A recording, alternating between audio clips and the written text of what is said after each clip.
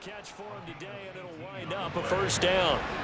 Had to put that ball in there with a little extra zip, but he put it right where it needed to be.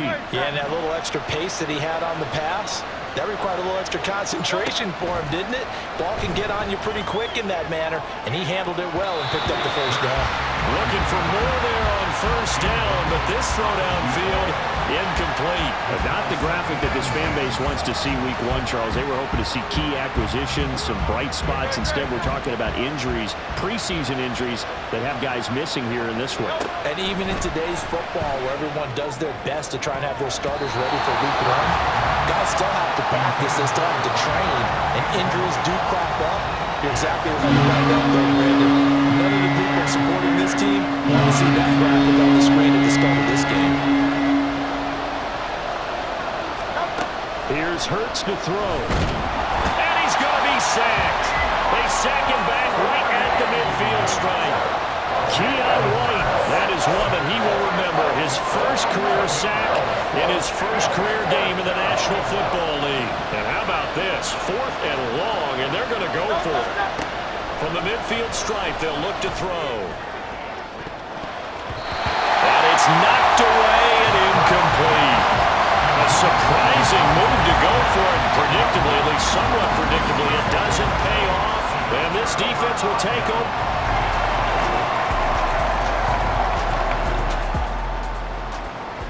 The offense set to take the field here as they have the football in the final minute of this first quarter.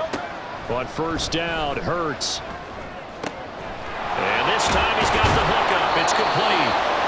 And he'll be taken down, but not before they work it across midfield. That'll wind up a gain of 27 on the catch and run.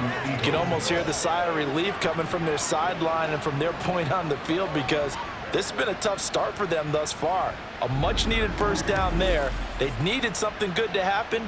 Plays like that will continue to help them dig out of this hole.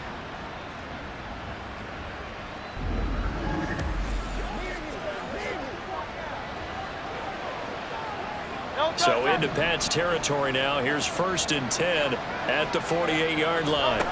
Hurts. Throwing left sideline there, but it's incomplete. Well, this really an interesting matchup here in week one. Of course, you got the Super Bowl 52 rematch to talk about. No Nick Foles or Tom Brady on the field today, but for the Eagles, it's been a long wait to get back at it again since the loss to the Chiefs back in February. And no Zach Ertz.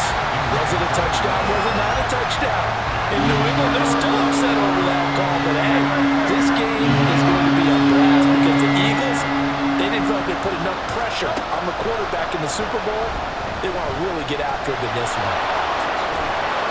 And he's got this down to the 35. 14-0 the score. This is the NFL on EA Sports. Start of the second quarter, and it's the Eagles in possession as they've got it with a 1st and 10.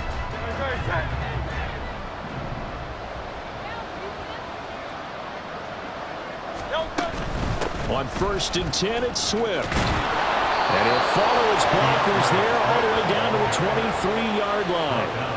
They'll get 13 yards for the second play in a row. All right, I got to ask you, with these RPOs, essentially the quarterback has 3 options, right? So what's different from that versus the triple option that we see the service academies run at the college level? As a general rule, the triple option at the college level, most things are called outside of the quarterback faking it to the runner and then keeping it himself and maybe having a trail back. What I mean is, in the NFL, that option to throw the football all comes about organically. It's a natural deal based on reads. In college, if you're going to throw the football off a triple option, you've actually called that play.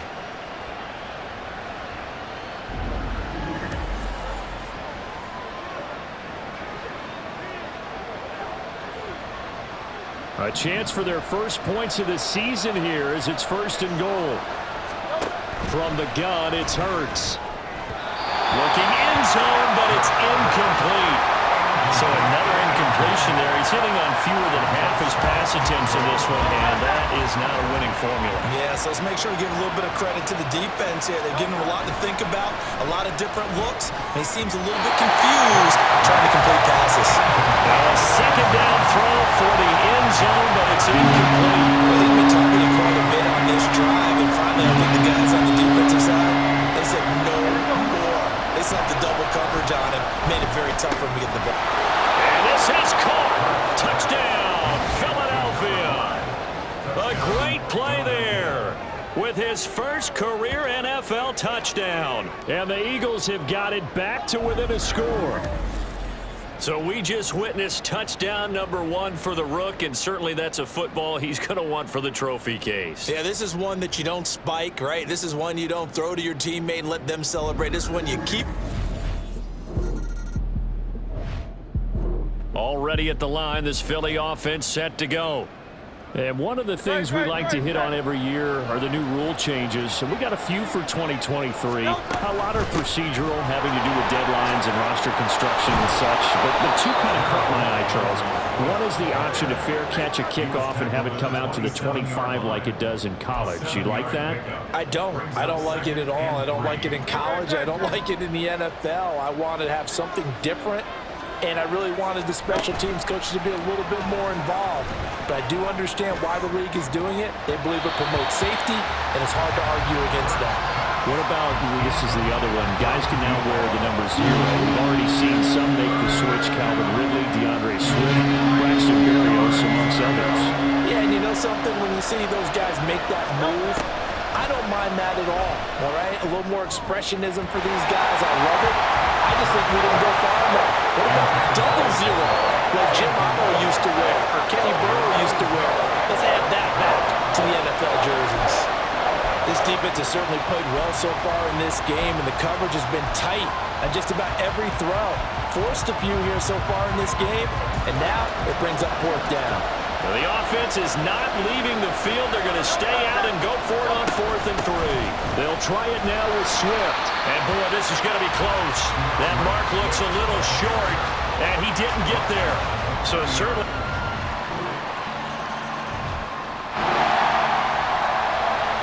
With a little over 2 minutes to play in the second quarter, the offense gets ready to take over. They'll throw on 1st down with Hurts. He's got him in, complete. And they'll get this well past midfield before being stopped just before the 35.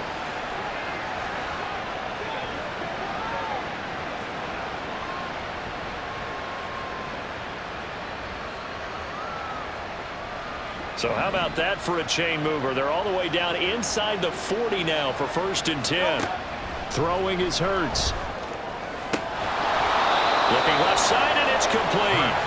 And he's got this down almost to the 20 before he's dropped. Another 1st down as they call his number again. He's got 15 yards here. Well, these guys have definitely been outplayed in the first half. I like their countenance. I like the way that they haven't panicked out there, the way they're carrying themselves. They were starting to move the ball, and what you have to do, maintain your poise and start to put together some drives.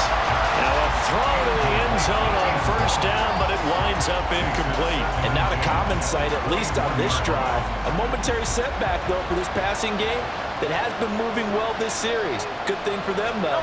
Still 2 more downs to connect and try and pick up another 1st down. Now here's a look for the end zone, but that one's going to wind up incomplete. Well, it looked like they marched to the end zone. He's hit a momentary roadblock for that incompletion. No need to panic. They just got to come up with a high percentage play call and see if they can get their offense back on track.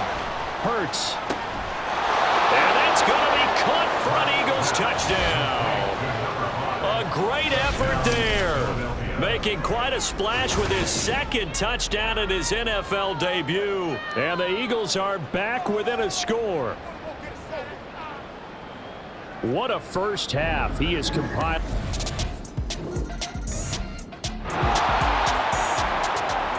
So this offense will head back out there, already in excellent field position thanks to the interception. Throwing from the gun, it's Hurts. And this is caught. Touchdown, Philadelphia. Grant Calcaterra from 10 yards out. And the Eagles are an extra point away from evening this one up. These two teams in this first half, it's been fun. Back and forth, back and forth. Well, it's not fun. The Eagles offense set to begin their next drive. And with time quickly fading here in the second quarter, not sure how aggressively, offensively they want to play this. I think we'll find out just how much they trust their guys in this situation if they decide to take a shot. And defensively, they're just looking to keep him contained as they're able to get him down. A solid run on first down, gain of 7, leaves him with a 2nd and 3. So we've reached halftime here on Open. Well, look around the NFL. We'll have to wait for postgame because we are moving right through halftime and on to the third quarter.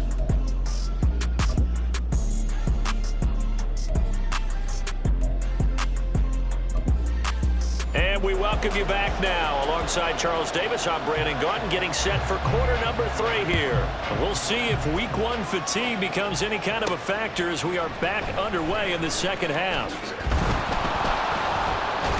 And ultimately, he stopped right where he would have been if he had simply gone down to a knee at the 25. The Eagles ready to go on offense to begin quarter.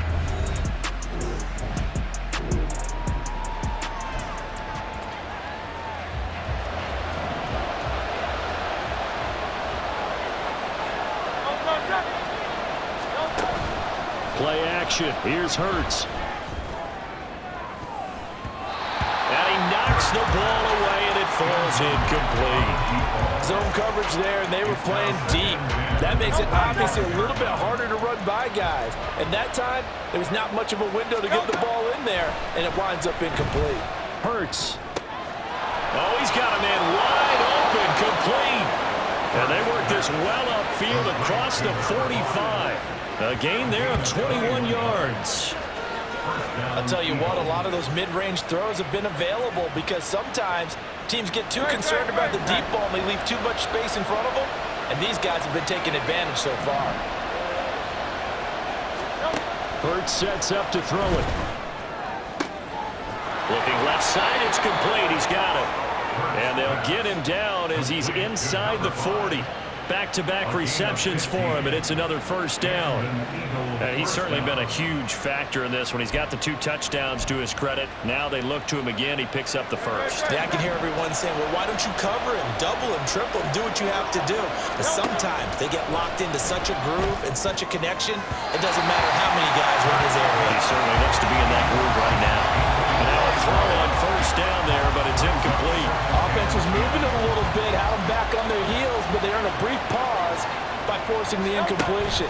That gives them a quick chance to regroup and try and mount a stand before they're backed up even further.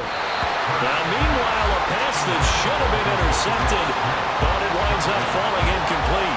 So many times in games we see the most difficult acrobatic catches, whether it's on offense or even interceptions. In this case, this ball's tipped and popped up in the air, and it looks like a chance for a pick. And guess what? For whatever reason, they just couldn't finish the play. And a good job defensively. They stop him short of the first at the 32. They do get 7 out of that, but not enough to prevent a 4th down.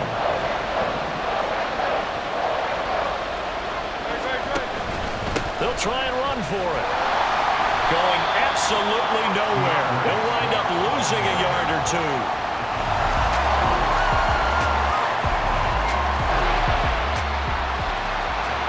Following the interception, this offense will get another shot at it as they'll quickly head back onto the field. They go play action with Hurts. He's going deep for Brown. And this is taken in at the 5. Touchdown, Eagles. A.J. Brown, 60 yards. And the Eagles have moved out in front. Well, this is exactly where I expect teams to take a shot. Right after a turnover, you count on the defense being a little